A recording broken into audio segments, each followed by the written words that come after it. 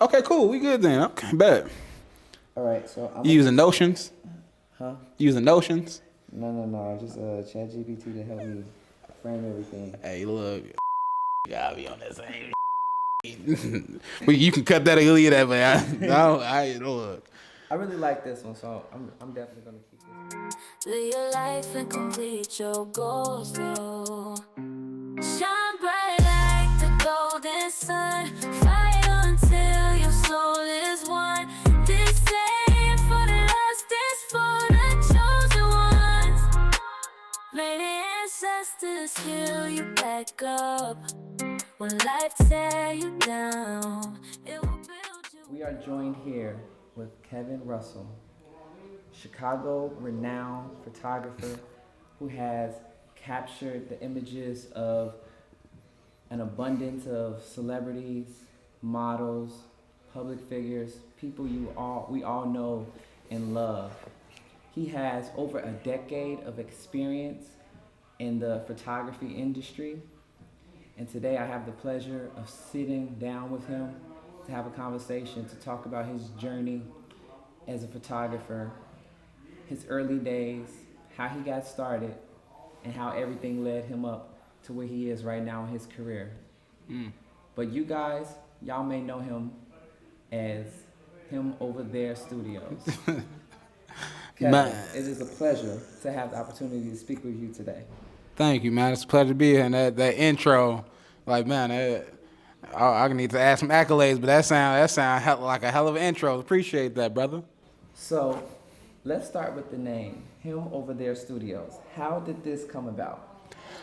You know, the funny thing is, it's like I started the name when I was still doing music, and that was like in '08, '09. And it's literally as simple as I was in my mom's garage, doing what we doing with my friends, and I was like, I think I'm trying to call myself like him over there. It's can shorten down a hot, then it's easy. It's make people say it twice, and then it's like over time I've grown it to mean like hope, inspiration, motivation. Like when I say I'm him, so it's like that's what it got started at. I wanted some shit that's like you ain't heard nobody else say, or it's like and it's gonna grab their attention. And I was crazy enough to do it because I remember my friends like, you gonna have people call you him over there? I'm like, yeah, why not? They have Jay-Z call Jay-Z. Jay-Z have people call him Jay-Z. His name's Sean. So why can't I be him over there? So that's the simplicity of it. Take us back to 2013. What started your photography journey? We speaking the truth, right? Speaking the truth. Truth is, I caught a felony doing some fraudulent shit, some shit, and I couldn't get a job using what I went to school for, which was business and accounting. So I went up to my community college, Triton, and I went through their course offerings like, all right, what can my only thought was what can I take classes in that I can make money off of without having to get a job. That was literally my only frame of thought. So going down to course offerings, they had graphic design. And I've known how to use Photoshop since I was 12. Like my big brother taught me. You can go ahead.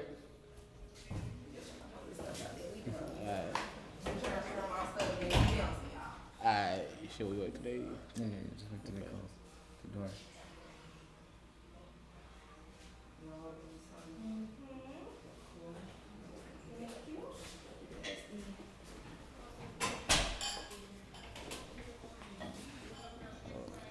I'm gonna re-ask the question. Hold on, I think they finna leave. There ain't no point in. Oh, okay.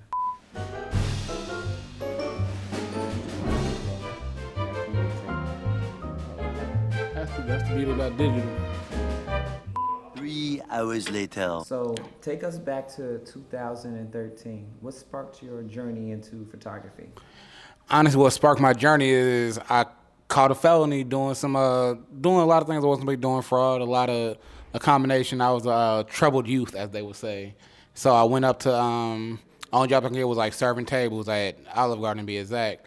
So I went up to my community college at the time, Triton, and went through their course offerings, and like the only thought process in my mind was like, okay, what skill can I learn that I don't have to go get a job? Because I got tired of being told, no, record all this. So I landed on graphic design, and what made me pick that because I've learned how to use Photoshop since I was 12 years old. When I was 12 years old, my brother taught me.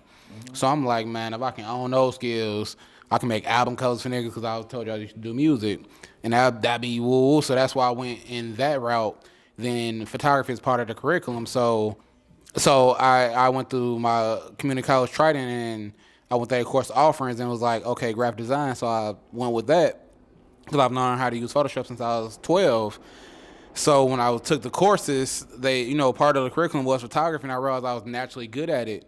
And they say it's God gives you gifts, and I found a gift, and I decided I was going to be a photographer. Then once I made that commitment, I landed into a few months later. I realized, okay, cool. I can do Vixen. I can do all these type of things, and that's kind of what started me. Okay, so that kind of like leads right into my follow up, which is, at what point was it that you felt like you found your first big break, and you said, "This is what I want to do with my life"? I ain't gonna lie. I think I don't know if it was when I first started taking classes, because I think in life we do a lot of things, but I think the moment I can remember where I was like, okay, I can make this work. It was 2015. I think I've been doing it maybe like a year and a half, 2 years, and I made my rent money in one day doing shoots. So I made, like, at the time, maybe like 1,000 in a day. I think that'd be the closest thing to the first time I did it. I'm like, I did this off my own talent, off my own work. Off this, it's like, man, fuck a job. If I can get a couple days like this a month, I'm good. So I think that was the moment where I was like, oh no, because that was also at the time I was still working the job. That was at the moment I'm like, nah, I can quit my job. Like, whether it was the smartest decision or how I did it, I don't know about that part. But that was like the moment I'm like, when I counted out 1,000 a day off photography, which is still a good day today, but that was my first time. I was like, oh yeah, nah, this could work. I understand that. Yeah, because it's like, I remember like I was because I was working, told you, the only jobs I can really get was like serving tables. And I had one of my friends, one of my best friends to this day, Amy T, she a makeup artist. She had kept telling me, nah, friend, you can quit that job. You can quit that job. But I was scared because, a lot of us taught job security or that's stability and all this. So and at the time, I think my daughter's maybe like a year and a half. So I'm like, man, it was one voice like, man, you can't quit your job. You got the baby, you got her mother, you got a blase. Then the other half is like, well, now's the time to do it, because when babies are young, they need milk, diapers, food, all that. It's now my daughter's finna be 12. It's like I'm getting requests for, I think what she told me, I'm gonna have you buy me an iPad this year. So the other voice was like, no, now's the time. And when you gotta make that leap. And then it's like at my job, it's not like I had a career job. I was serving tables, and that lady talked to me crazy one day, man. I pretty much took that little apron off, like, here, you can keep this. Yeah. And I was working by this time I was working Grand Lux downtown. So I took the train into the city, and I parked my car at the end of the line. Bro, I ain't gonna lie with you. That train ride home was scary as shit because I didn't have no savings. I ain't had no plan. I had a year and a half old, so I'm saying here like, and I think I was still staying at my mom's crib. So I'm like, nigga, you just quit your job. You got a baby, a baby mama, and a mama. Mm-hmm. You better make this shit work. You gotta make it work. But I ain't gonna lie, I'm on the Green Line. You see the homeless people or the unhoused people.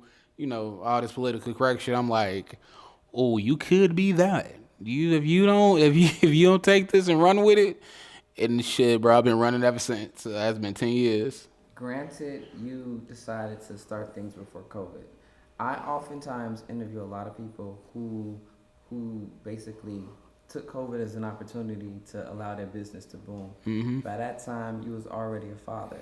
So let me ask you, how has being a parent guided you throughout your career? Has it pushed you in ways that you wouldn't necessarily have been, having the same motivation to move forward as you did? Or did parenting not really like affect your career as a photographer? Oh no, it made a it. Parenting is everything to me. I have a saying in my that I live by. My daughter's name is Tay, so all roads lead to Tay. No matter what road I take, whether it's no matter what move, action I decide, it's gonna affect her in some way. So, and I tell her often, like, man, she raised me just as much as I raised her, because it's like when it's just you, it's I feel like the stakes are not as high. Because if you ain't got no kids, it's like, all right, you can take a leap, and if you royalty f up, I don't. Can I curse on this? You can. I just try to keep it to a minimum so I don't have to blink. Okay, no problem. But you can curse. No, I can speak without cursing. Another thing my daughter tells me, like, Daddy, you ain't got to curse as much. But so I say it motivated me way harder because it's not only it's okay to fail. You're gonna fail on whatever path you're on, but it's not okay to sit in that failure.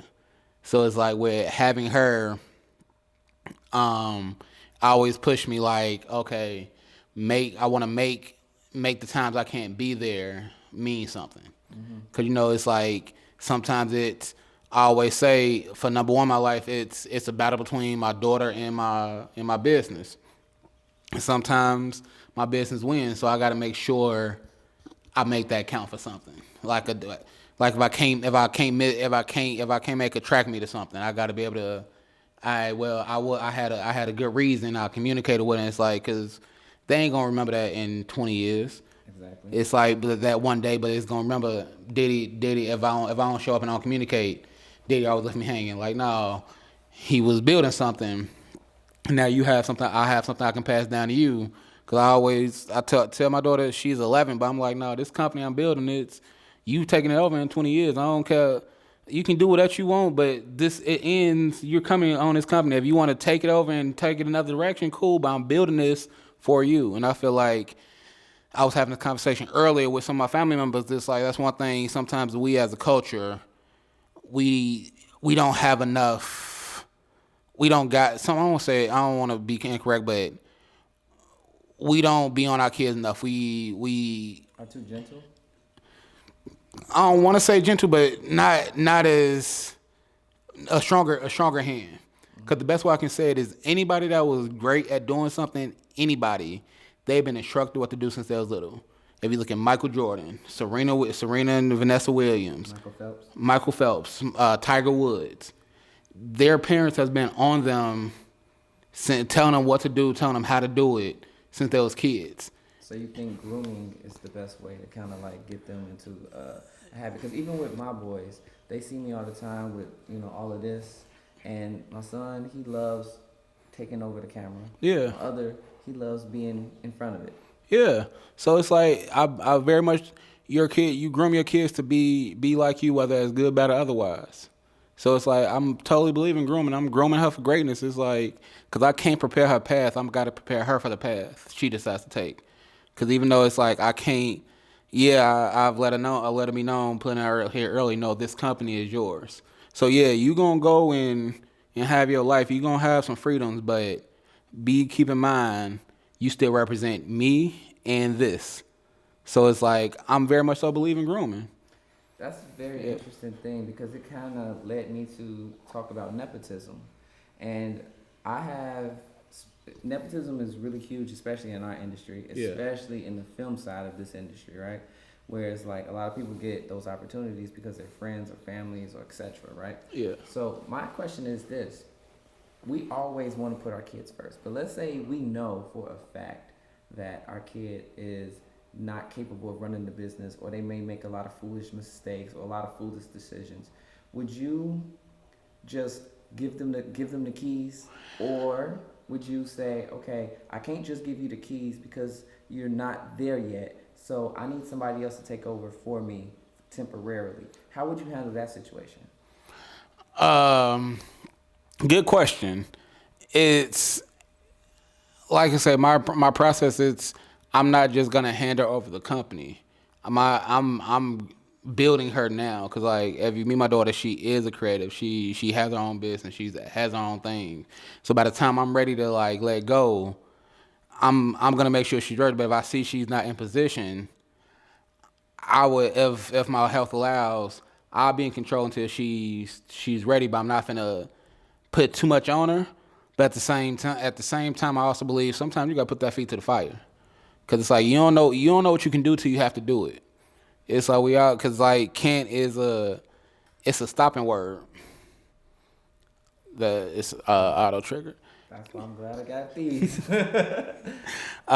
Can't is a strong word, because if you keep saying in your mind you can't do it, you never will. It's like you gotta have a, it sounds so cliche line, you gotta have that mindset of I can do it. So I guess to sum up your question, if I saw she wasn't ready, I would work with her more to make sure she's ready, or at least put her in a lighter role. But I'm like I said, I'm still gonna make her work for it. Cause even though I believe in, I'm totally for nepotism. Cause it's like shit. We're not always afforded these opportunities. Yeah, it's like we not. So it's like you think I built this company and been doing this by the time she comes on, that'll be what, 30 years? You think I done built this 30 years for my daughter not to have something that she can call her own, not to feel pride in? That's why I had to reincorporate my business, and I asked her, hey, what about these names? Because my official company is 1006 Creative House. That's what all my paperwork says. I just do business as some, legal shit, legal stuff. Excuse my. JRTL, that's how I do business. Yeah, so DBA, but so I named it 1006 because her birthday is October 6th. So I named it with her in mind. So even I had to kind of change them around. I asked her, hey, what you think? And I let her know, because this gonna be your company in 20 years, 30 years. I think I'm guilty too of basically naming a lot of things in my kids' names too. Them your kids, them you. Like those are little version of you. Like even I've never met your kids, and not in the J way, but I didn't even know you had kids till just now. But you just described me many yous.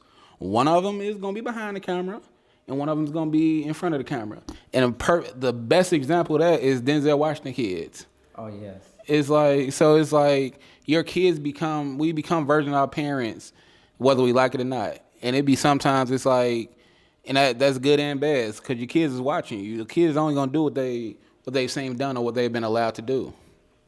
So like I said, it's one thing I draw my daughter. It's like whatever you say you want to do in this world, just try your best.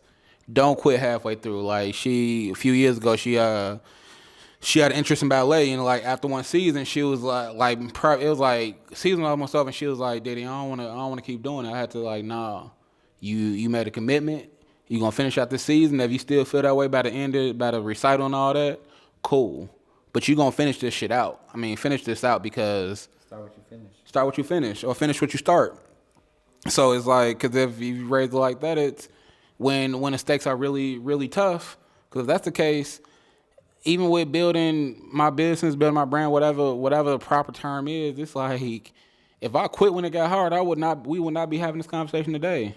Even to this day, I'm in the process of getting back, because I had to take a break. So even the process now is hard, is to get back out there, to get the energy, to find a new studio, to keep it up, to keep it going, keep it running. So it's like if I teach her, it's like, man, just because it's hard, do you quit? No. Yeah, is it harder than you expected? Yeah, but you done hounded me and your mama about these ballerina lessons. We done paid money. We co-parents, so your mama you done got your mama talking to me more than she need to be talking to me. I understand. We understand it's respect to the mamas. We ain't disrespecting we ain't, cause Bringing these beautiful boys into my existence. yes, our legacy. Cause that's the thing, that's deep. Like shit, that she gave me a legacy. So it's like I just don't be feeling like talking to her all the time. It's like I understand. Respect y'all, because sometimes y'all don't be feeling like talking to y'all. I don't like to call my baby mama, but y'all don't feel like talking to y'all co-parents too. It's like, why this nigga calling me? It's what you want. But my bad if I went off a tangent, bro. Right. We digress. You have your BBA. Yeah. How did that, or how does that affect the way you run your business? How does having my DBA affect it? For me, it allows me protection, because it's like I never put did my business under my real name or referred to myself as Kevin because I always want to protect that name. Like, cause it's him over there. If you Google look it up, you might see you gonna see some great work, but you might see some titties. You might see something inappropriate. And I was always aware of like the day I'll start using my name, using the name that's not that him over there doesn't mean anything to me, but something that actually connects to me. It'll be when I'm ready to put something of substance behind it, something greater behind it. So it kind of affects me because, and the thing about it, most people don't, which is not a shot or even a good thing. Most people don't realize what DBAs are or what after the pictures what business is, but most people still don't even know that I'm 1006. Being from Chicago, how has that shaped your business in regards to your creativity? Ooh, how has Chicago shaped my business or creativity? It's for me. One shout out to anybody from the crib, anybody from Chicago. We are unique, talented people. But for me, it kind of helped shape me because, Chicago, we only get maybe three, maybe 4 months of like weather to shoot outside or go outside. So in those winter months, you got to be in the studio, you got to be inside. So I feel like just the climate of it made me like, all right, cool. Well, if I got to be in the studio from October till May, let me figure out how to make this studio lighting and make it all creative. And as far as the people, Chicago make you earn the respect every day. It's like Chicago's not for the weak. it's not for the weak. It's like if don't come up here thinking we gonna let that weak shit fly.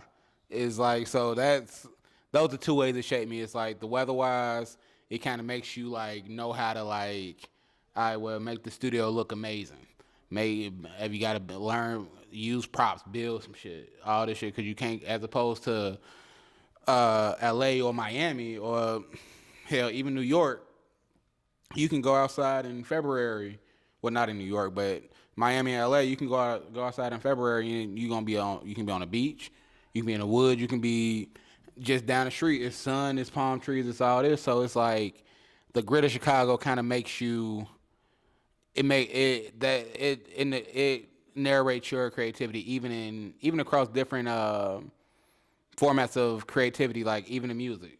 Like you have music from Chicago sound different from someone and as opposed to like LA because we gritty. When you go outside, you on that train, whether it's green line, red line, blue line, you can be the nicest person, but when you get on that train, you gotta put on this this mean mug. So it kind of it creates that gritty. So that's how it shapes my creativity. That urban is that's why I always call what I do sometimes for a little while I was calling it urban boudoir. I'm happy you mentioned that because that really does segue into my next question because I'm going to ask the questions that I know you guys really want to know the answers to.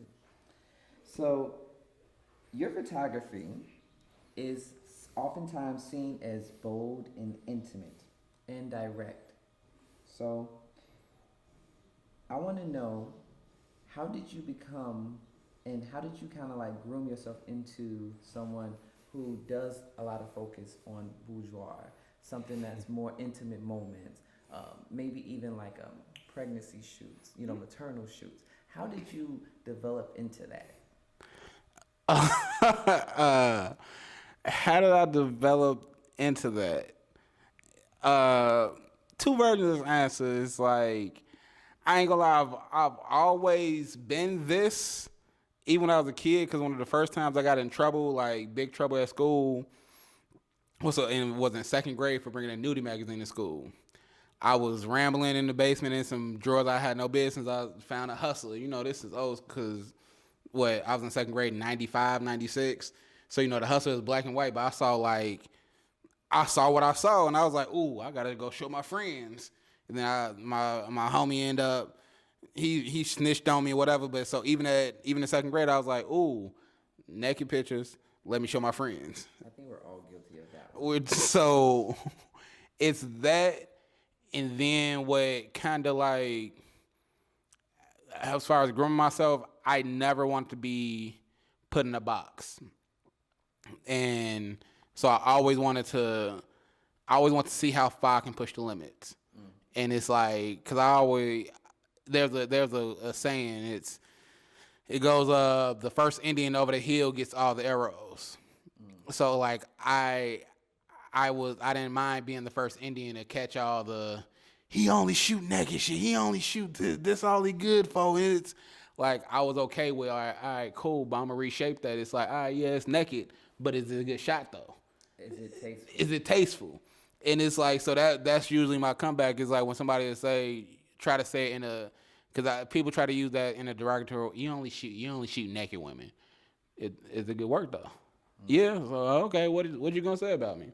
So, Which also kind of like, I love how you naturally flow into my segues because like you're naturally flowing into my follow-ups, which begs the question, how do you make your clientele, your subjects, your muses, how do you make them feel comfortable when it comes to bourgeois shoots and like shoots with just like limited clothes in general? how I make them feel comfortable, I talk to them.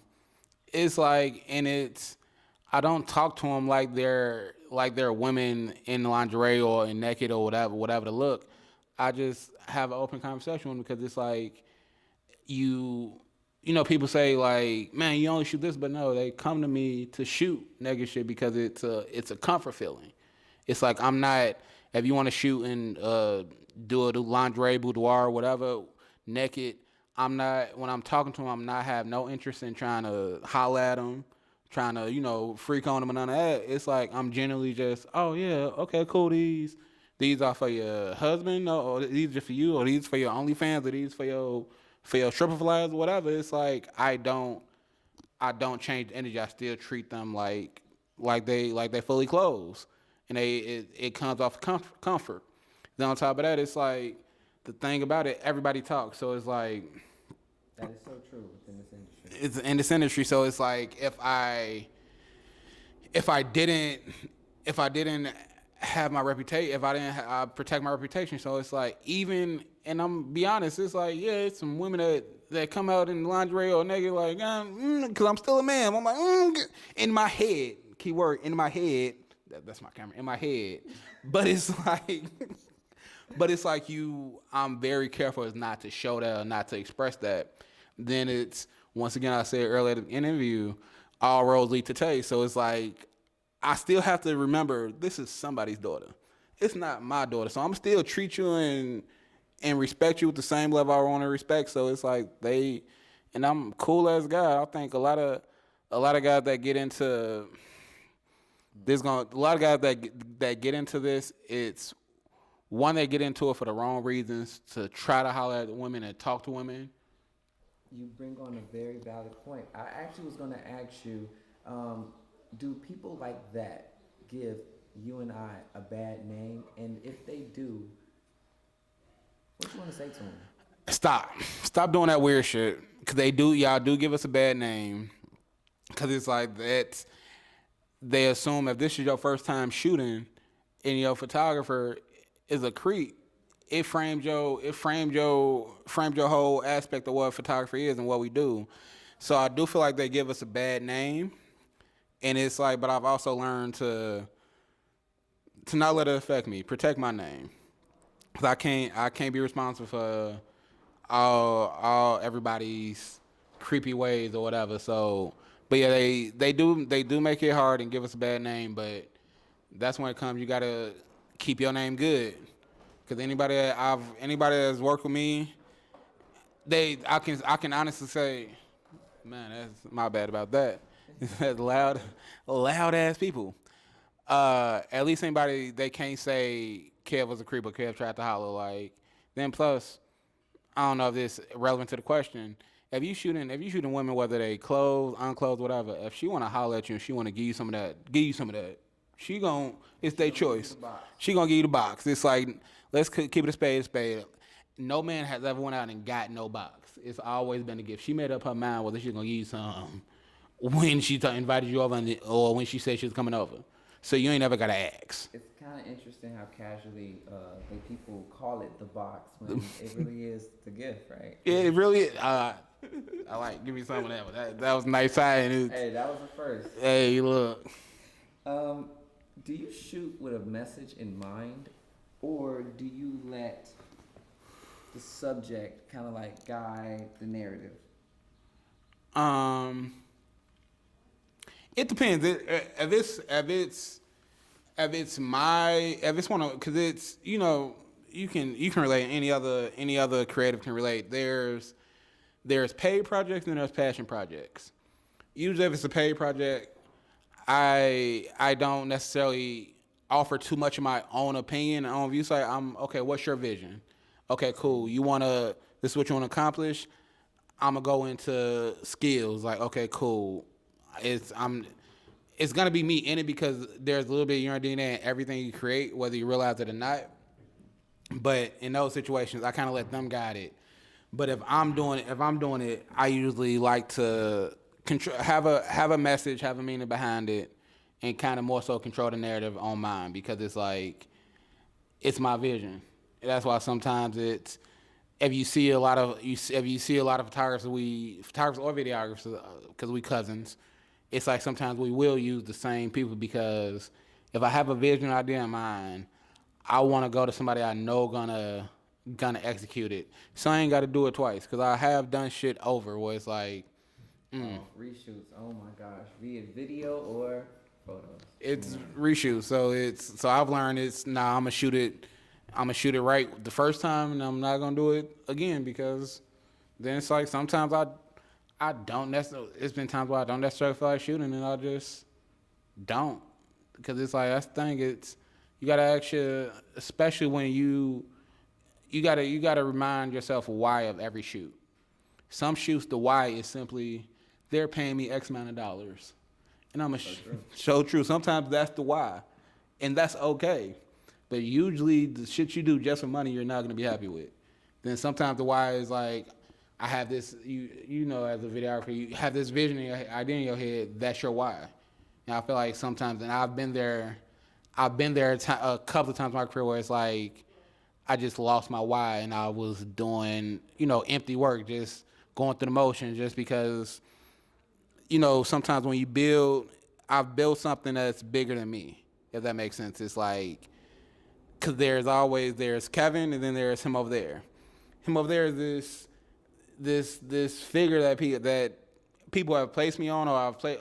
How the fuck it's on the pedestal? It's like, so I love it when people are like, man, him over there, but it's like, shit, I'm still Kevin. It's like I'm still a guy. I'm still a guy. I wake up every day just like you, and look in the mirror. It's like wipe the crust buckets, brush my teeth. It's like, but so yeah, sometimes I've. For a message to anybody out there, any creatives, whatever, it's okay to take a break and figure out what your why is, because we've all lost our whys, and sometimes you gotta get it back. And the biggest part is, to the latter half of that conversation, don't be a creep. So yes, that is what that started. Don't stop being a creep. No means no. Don't even ask. If she want to give you something, bro, she gonna give you something. So I love how the direction we're going in, because next I want to talk about what everybody want to hear about. Everybody wants to hear about this part. I know it. Okay. Celebrity clients and branding. You have photographed a wide range of celebrities and high-profile figures. What is the key to managing high-profile clients? I guess the key to managing them is like, shit, treat them like a client. It's like be mindful, because sometimes, because like I said, mind you, he didn't interview prep me or nothing. So all these questions he's asking me on the spot. So if I'm hesitant, I'm thinking of the right answer. So I don't get canceled either. But now, I guess the key to managing is like, make sure you communicate, plan, like treat them like any other client, but also be mindful of where what they're doing with their brand, how they want to be perceived. What you want to make sure you get a shot list. Okay, cool. What shots you need, because it's more when you're dealing with a celebrity, a high profile, whatever you want to call it. There's more at stake. The regular, which is no shade in any way to my regular clients, because client. We still love y'all. We love all y'all, because sometimes it's them birthday shoes get that light bill paid to get that. See, the thing is, they think it's their birthday, but really, it's our birthday. It's our birthday. It's like, yes.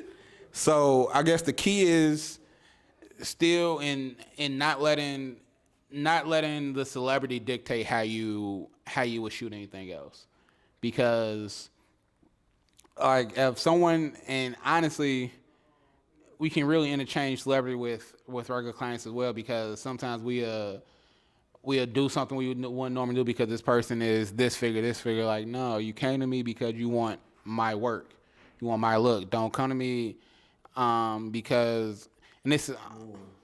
When somebody comes to you and they say, hey, can you do photos like him?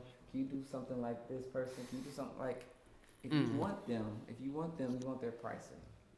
And if you can't budget that, then you gotta understand that as a creative, we take our work very personal. And we're not trying to duplicate what someone else is doing. As the great Queen Erykah Badu said, I'm an artist and I'm sensitive about my shit.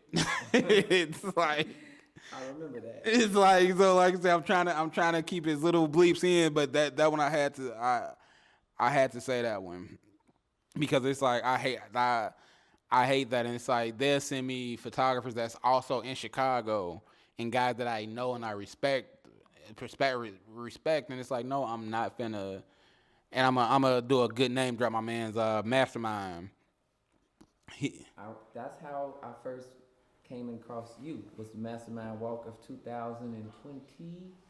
I think it was 2020, right after COVID.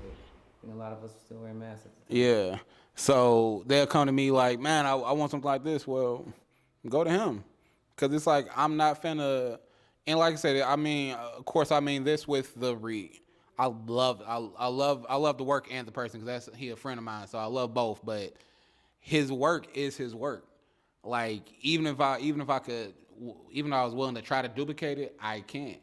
If you want that look, go to him. Or it's like, if that's about the only person that's worth a name drop for me. That sounds so shady, but shout out to my brother. Okay, I'm gonna leave this topic alone, even though I don't want to, because I know we could take it somewhere. We can go deep with it, but I'm gonna Hey, look, I'm with the shits. It's like, it's up to you, brother. I'm yours.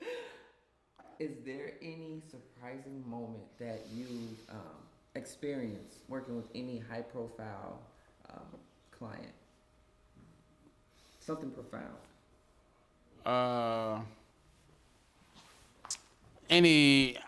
Something profound.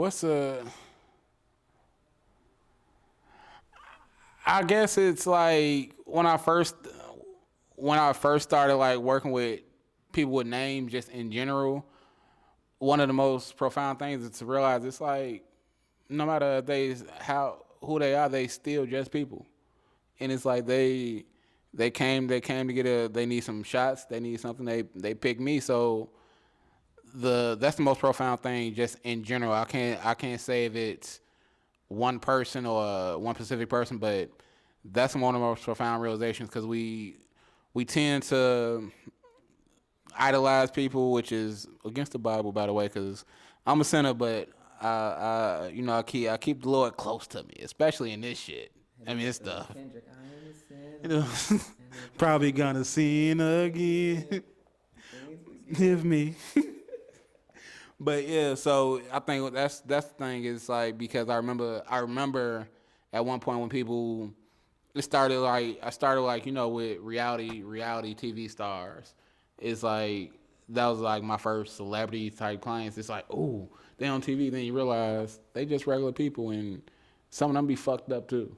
It's like a lot of them be fucked up, because it's like sometimes celebrity, that shit get to your head too.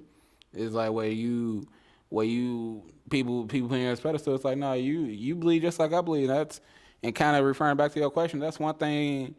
Chicago. I hate the word humble, but Chicago keep you humble because niggas, you can achieve great heights. It's still niggas that's gonna say, "Oh, you kid from out west, or you kid from this block, or you Jay from over here." It's like Chicago don't get no fuck. It's like, boy, we can still box. You can still get touched. It's Yo, let me tell you something. I don't know if you experience this much as a photographer, right? But one of the reasons why I decided to come from behind the camera and step in front of it is because I got tired of this whole drawn out image of, oh, he a video man. He a video man. Oh, Jay the video man. And it's like, we're more than just a video man. yeah, We're more than just a dude that take photos. yeah. Like, We we got passions, we got families, we got things we care about, we got things we love, things we don't like too much, right? Like, and I said, you know what? Oftentimes we spend so much time focusing on bringing everybody else forward. It's time we do something for ourselves, Yeah. and be selfish and bring ourselves forward. yeah, you got to check in. You got to check in yourself because it's like being booked is a blessing, but you also got to make time for your projects and your things that feed your soul. Cause I've been there where it's like where you just doing client work and it's it's not really fulfilling you. It's like, yeah, it's paying your bills, but it's not really fulfilling you. So it's been times I had to step back. And hell, a recent time while I like shut my books down and I was driving Lyft for 6 months, like, cause I was, life also. I dealt with a lot of personal life and all, losses and all that. And the one thing I say now, I won't say I always say, but as a creative, what you create comes from inside of you. It comes from your spirit. So if you ain't taking time to feed your spirit is broken. Whether it's like you just lost for me, I lost 3 cousins and auntie back to back to back. Like literally into 2023, I was at funerals from freaking September, October till December. So it's like, but I was working through it. I was running from that pain, running from dealing with it, and it broke me. It broke on my insides because these are like the cousins I lost. Was like, I come from a big family, but we close knit. They was like big sisters to me, or two big sisters and one little sister. Then my auntie was the matriarch of our family. So it's like through all that, I'm still reaching out for clients, still working with clients, and it's like. And for a while, it's like I was like, man, I'm grieving. Y'all don't see that, and I'm like, no, Kevin, it's not their job to. You putting out there that you can do a job. That's all they care. That's all they care about, and that's not a shade against them because it's business is business. And the one thing I was telling one of my lady friends the other day, in business, no one cares why you can't do it. Can you do it? It's like if you say you gonna show up at 6 o'clock or 7 o'clock. They don't care what happened along the way there. That's not their job to care. They're a client. This business. So I had to take time away to fix my inside. Pause. I don't know if that was a pause. No diddy. It's What makes an image marketable versus making it emotional? That's an interesting. That's an interesting question. What made it's because it's kind of like both because it's like you can use the emotion to market it, but I guess if I had to say it, if I had to say what make it marketable, you go with the standard lighting, to make sure everything is well lit and even lit and all of this and so that's I guess per the question, that's how I would make it marketable. Just don't put my all into it. Not I won't say don't put my all into it, that's the wrong word. Don't put my whole creative super because as artists we can go super artsy. I know you done had a client where you done had this whole vision. Yeah, we're gonna have lights coming on this side. It's gonna be a rim light hitting you from the back. Then you present the idea. They like, no, I just want a simple video. Yeah, bitch.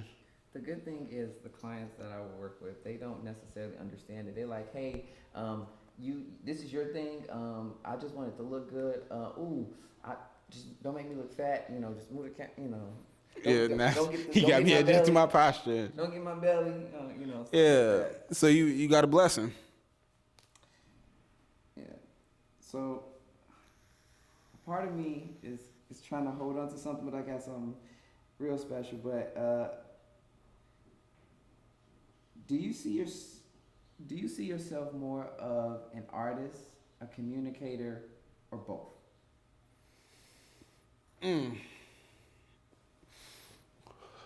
I see myself as an artist, and the funny thing is, another photographer, shout out my homie Kendall Ken Meyer, whatever he my friend. I don't know what he's brand. That's not because he didn't change it. But he told me a long time ago, like, bro, you're not a photographer, you're an artist. So I guess I see myself as an artist, but I also you have to be a communicator too, because it's like sometimes we can talk about sometimes I just don't be feeling like texting nobody. I be in my own artist world. Like I know, bro. Like my thought I was ignoring you. Like nah, I just be having my phone on D&D. It's like especially if I don't have nothing scheduled that day to pay me. The only person that I need to be concerned with is my daughter. It's like in my lady. It's like and they know how to get to me. It's like That's why even me, I have two phones. One phone stays in D&D. The other phone is like always open. You can always hit me. People who need to hit me, they gonna get me. yeah, and you need that sometimes because it's like as an artist you wanna try to keep your thoughts and your thoughts clear and so you can actually pull what you need to pull from inside. Because if you're an artist and it's good to be scroll and be inspired, but if you catch yourself scrolling, you catch yourself comparing yourself to other photographers, other creatives, and now you're trying to bend your style to theirs, and you don't have a set style. I feel like whether people come to me for whether it's a boudoir shoot, a graduation shoot, birthday shoot, you're coming to me because you like my style. So it's like, but if I'm sitting here trying to chase callback, if I'm trying to chase mastermind style, he's mastered that look already. I never catch that. Now, if anything, I learn how you do it and incorporate it into mine, because that's also another quote. I'm a walking quotable sometimes. As an artist, you spend the first half of your career chasing your influences, then you spend the other half of it running from them. Because when you first go ahead. There are some people who I have admired for my entire childhood, and now I have the pleasure of being able to work with them. That's a blessing. It really is, and it's also sometimes scary because because I work with them, because I got them on speed dial. When I hear something, when I hear what they did that got me aware of their presence in the world, sometimes I be like, oh, skip to the next one because I feel too close to it. Yeah. And it's like it's not every day where you can play something or watch something and then you can like call up the person who's in it. Yeah. When you're in that stage in life, it feels different. Yeah. It's like, man, I'm not gonna listen to bro. Like, come on, I could just call him. Yeah. It's that is interesting. It's because I got friends who are on various good TV shows, and I ain't gonna lie, like, well, one I'm gonna shout out my homie the Shy. I'm gonna fucking shout out both of them, the Shy and Forrest. You know, Kalof, he's the main character. Jannard in Forrest, and my homie Cortez, he's. Shout out to Cortez. That's the big homie right there. That's bro. It's like, so seeing him as Nuck. It's been times it's like, man, why you have to shoot the preacher? You have to kill the preacher. Nigga, you know it's the character, right? I know, but you ain't had no say so in the writer's room. Kevin, what you want? My bad, bro. Good job. It's like, so I'll have or like, I don't know if y'all watch Force, but I know I'm venturing off a little bit, but my brother had in the last season he had his Denzel moment, his training day moment, where he was like, nigga, I built this shit. I called that nigga like, hey, bro, you. So I I don't know if I do the same, but it's like I like and I name those two men specifically because it's like I was in trenches with them. It's like even Kaloff, he when I was first started traveling back and forth to LA, that man's let me crash on his couch, so I ain't have to pay for a hotel. And it's like he was sleeping in the room, he nigga on a mattress on the floor days. So going from that, seeing him in the Power universe as a main character, I got nothing but I'm gonna call you every time because I'm proud of you, nigga. Because it's like shit, you could have not made it. Then it's like Tez, I ain't not to tell too much business, but I didn't show up on court days as a character for this nigga. It's like then it's like I be watching him. It's like hey, you doing good? Don't fuck this up, brother. It's like definitely. And I've had the opportunity to work with Cortez on so many different things, man. I'm always running to him. Shout out to Whitney, that's my dog. Shout out to Cortez. Y'all know I'm rocking with y'all all day. Let's talk about the entrepreneur mindset. Okay. You've been a freelancer for 12 years. Mm-hmm. What are some of your biggest business takeaways? Biggest business takeaway that I would give somebody that's just starting out is create systems that you can duplicate. Like whatever you do, whether it's video, whether it's photography, whether it's selling beads, bead bracelets, whatever, make sure you map out your systems in a way of doing things. Because if not, you gotta operate like a corporation. You gotta operate like a Walmart. There's a reason why Walmart has people in the back of the house, people on the floor, a cashier, customer service, bagger, all this. And that's my one takeaway. That's my biggest takeaway. Always be mindful of your systems. And two, this shit ain't for the weak. It's like if you're gonna fail. I always tell people that that's part of the journey is failing, but don't make yourself the failure. Because I feel like that's what people do. It's like they have this idea and they put their all behind it and it fail. Then it's like they make themselves, I'm the failure. I'm not gonna retry. Like, nah, yeah, you messed up, but you just learned one way not to do it. So pick back up and don't do that same thing. You might fail that time too, and eventually you're gonna get a win. And the thing about it, people only remember the wins. It's like me, like when people greet me, it's like even when my man's when you came in, my man was talking to me.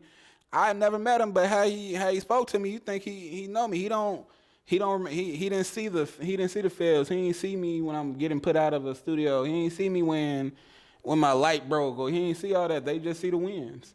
So it's like keep. I'm gonna take a play out of a line from Coach Prime. Keep making plays. It's like something. Yeah, that one ain't work. All right, cool. Pivot, make another one. All right, that ain't work. Pivot, make another one. Because if not, go work a job. Like I just don't have that in me. It's like, which is no shade to the job market or to the employee market. We need that. But entrepreneurship, it's like you're gonna be broke. You're not. It's a lot of people started, like you mentioned COVID earlier. A lot of people started business in COVID because the money was flowing and the money is in the streets. A lot of those same people are back working jobs or back trying to make moves or bust moves or use numbers and all that shit because it's like they realized, oh, this money ain't always gonna be out there.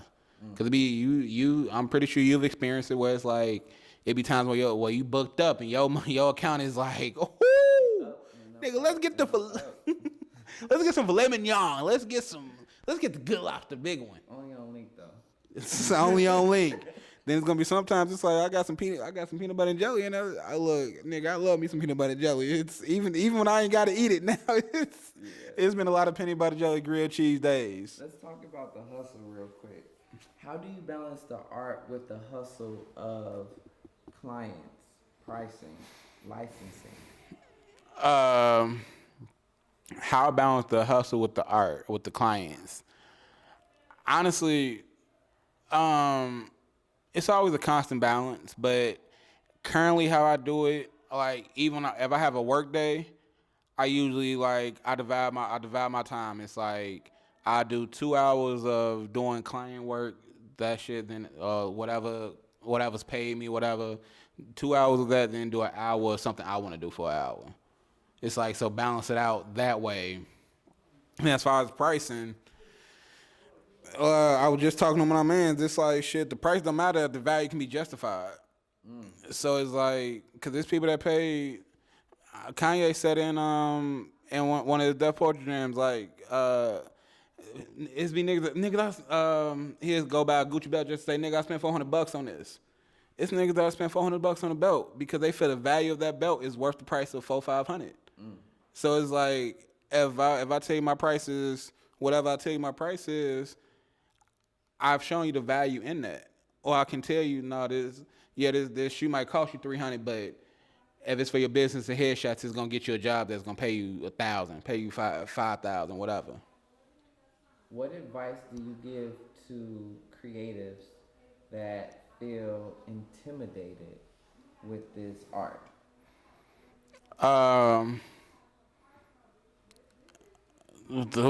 What advice would I give to artists that feel intimidated? Honestly, if your dreams scare you, if your dreams don't scare you, you need bigger dreams. Your dream should scare you. You should dream big enough where it's scary. So I guess the advice I'll say, take it on. Because that means if you're intimidated, you scared, you're on the right track. Because anything that's easy, where's the challenge? There ain't going to be no growth. So I guess that's my advice. It's like, if it intimidates you, shit, lean into it. Some of the things I have planned that I can and can't talk about, I have no idea if they're going to work. It's scary, but I'm like, all right, well, everything else that scared me, I've conquered until this point, so why not keep going? Okay, cool, we good then. Okay, bet. All right, so You using Notions? Huh? Using Notions? No, just ChatGPT to help me frame everything. Hey, look, nigga, I be on that same shit. You ain't. You can cut that or leave that, but I look. I really like this one, so I'm definitely gonna keep this one in play. When do you feel most powerful as a creative and entrepreneur? When do I feel most powerful? Shit, when I send my rent payment in. No. My rent has been paid, so I feel amazing. Like, don't you feel amazing? I feel amazing. Well, you can say I paid my rent off my creativity. That's power. But I guess I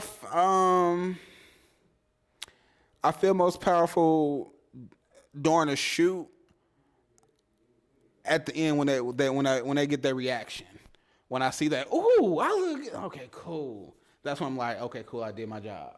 It be flexing. It be flexing, and so I guess that's the most powerful moment because it's like it's hard to fake that. You can usually tell if a client is looking at the back of the camera, they're kind of like, but when they get that reaction, like, ooh, so I guess that's when I feel most powerful. That, and like I said, it's when sometimes I ain't gonna lie with you, that my I think my initial answer was my honest answer when I take a moment and step back, like, you making a living off creating what's in your mind.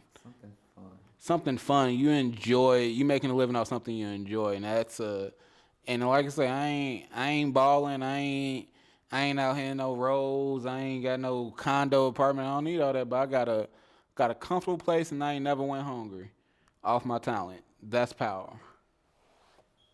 What role does Black creatives play in this art industry? Oh, we run it. We've been this industry, the last industry, the next industry, any industry. Hell, jazz is one of the only original American art forms, and it was started by Black people. Blues, like, just a history lesson. What I think Robert Johnson made the first blues record in like 1923, and that record he made laid out the blueprint for rock and roll. So it's like Black creatives have always been the center of everything. So it's like when the Black creatives, when they had the TikTok strike, the Black creatives, and all love to my palm colored people. Is this when everybody put up a black No, it's all the black TikTok creators wasn't stop giving them dances and shit, and the white people was out on TikTok looking horrible. Like, what is y'all doing? It's y'all. That's the thing they and I'm a take the opportunity every time I can to stand on my blackness. It's like black people, we run shit. It's been like that since beginning. So even if we going not to go back into slave times, but even then it's like they gave us scraps and we made fucking soul food. We made chillin'. We made. I still don't eat chillins. If you eat chillins, I don't eat it either. I don't rock with it. I'm judging you. What legacy do you want HimOverThereStudios to leave behind?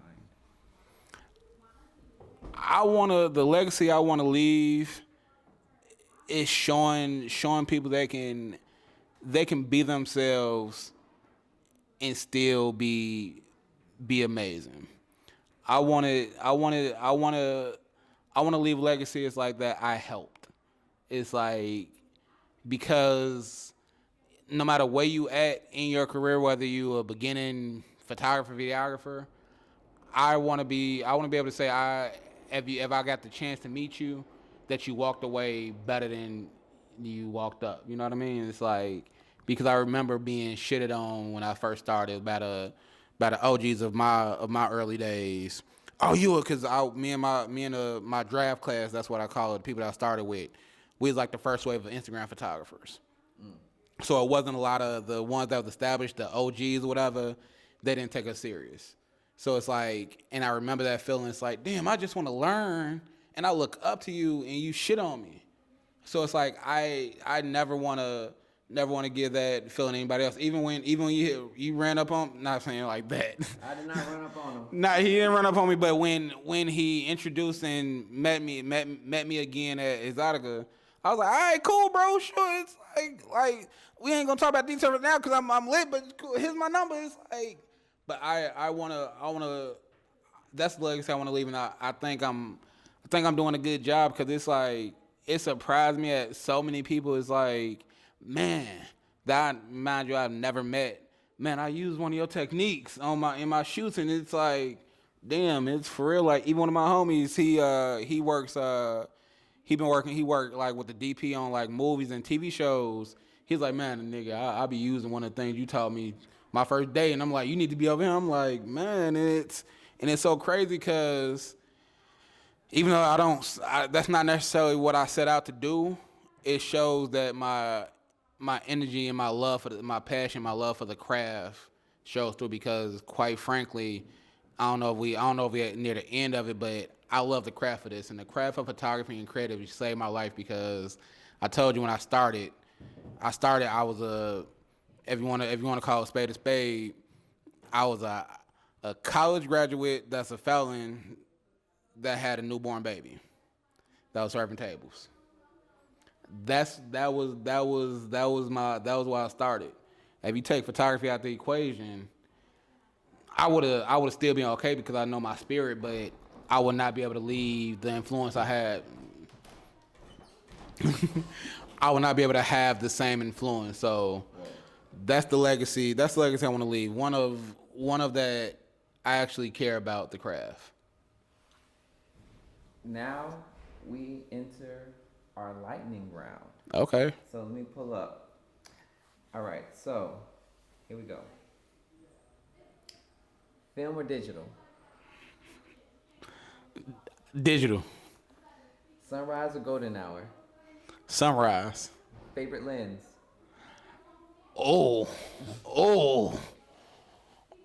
if I'm doing portrait, that 85 millimeter 1.8, that's a sniper. That's my 85 right there. Yes, yeah. Cause that bitch is crisp. Yeah, I'm gonna stick with that answer. Dream collab? Dream collab for me, a celebrity.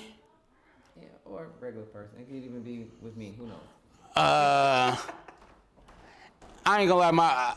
I guess if we going with my HimOverThere, I guess it would be like Cardi B, because I feel like her energy and how I could capture her fits what I do. Like, because she's she an ex stripper. Like respectfully, she's grown into so much more now. So I ain't putting no disrespect on her name, but it's like, oh no, I'll fuck some shit up with Cardi. Virginia House. Huh? Virginia House. Yeah, I know. Oh, when you say dream collab, I think celebrity. So it's a. I mean, but Virginia House.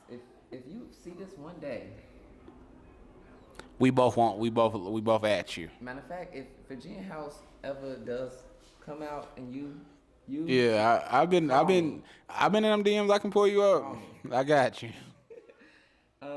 what would the title of your photography memoir be? My hot life. Okay, nice. I've thought about it. I've plotted it. In my head, I've written my.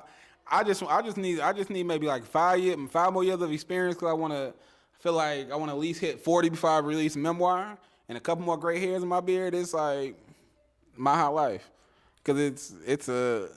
I told you where I started at. My first clients was ratchet strippers out of Red Diamonds, bro. Them hoes used to love me. I'm sorry. Go ahead.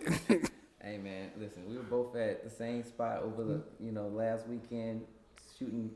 You were shooting for your photos. I was getting a lot of interview content. Y'all gonna see it eventually. It's gonna take a while. The funny part is I wasn't even shooting. I was just there to talk to the hoes. Okay, so I gotta ask this question because bro was on top of me about asking some. So my brother, SAF Films. Ha! Yes. Shout out to you, bro. You know. I literally just talked to him this morning. Yeah. So he spoke to me and said that talk to Kev and ask him about being like a DP or a filmmaker because of the way his lighting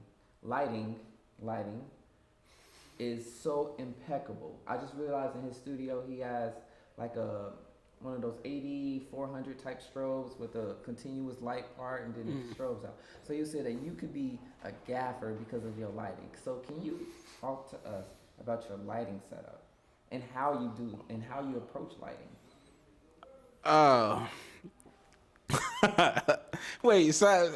You talked to John today? Perhaps.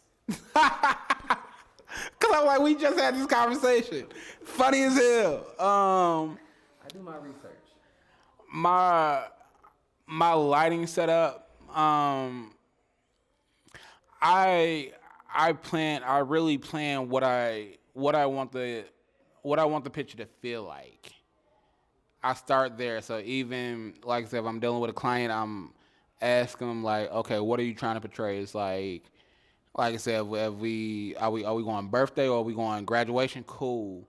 Graduation usually wanted bright lit, so it's like I don't want to say it's not a lot of thought to that, but that's how I approach it. I try to establish what I want it to feel like first, and then I build my lighting setups. It's like one way I do it. I start with every light except the key light. So I make sure I got the rim light is the light that comes from the back that kind of separates you from the backdrop. Y'all gotta Backlight. Yeah, or backlight. So that's kind of how I build it. It's like I really start with what I want the scene to feel, and a lot of my natural, I usually go towards more shadows because people don't realize shadows create emotions. It's like sometimes a lot of photographers, they start off and they try to make everything bright. Like, no, there's emotion in shadows.